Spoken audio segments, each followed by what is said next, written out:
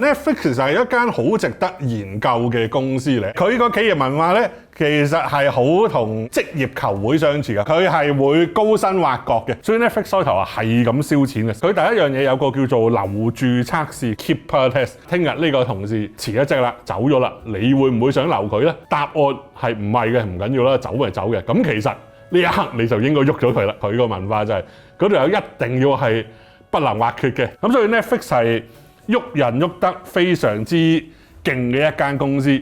另外佢仲有一樣嘢非常之好嘅，個老細咧好鼓勵啲員工喺出邊見工嘅，即係揾下自己咩身價，同埋佢炒人賠得好好嘅，咁所以啲人炒完之後都係光榮離開。仲有呢間公司係唔出 bonus 嘅，都幾有趣嘅。佢會覺得係一個創意嘅產業咧，反而就唔好嘅。我諗無數咁多人都係㗎啦，就最憎公司好多一啲好戇鳩嘅規定啦，幾點打卡啦，又會好憎開會啦。咁 Netflix 基本上就冇呢啲嘢㗎。不過我頭先都講過咯，即係你係咪嗰種精英嘅英超球星咧？即係你要諗下你自己係咪一個咁嘅人咯。作為一個員工或者你搞間公司嘅，你又諗下你請嘅係咪咁嘅人啦？出好低人工嘅咁就唔好要求呢啲咁嘅英超球星啦。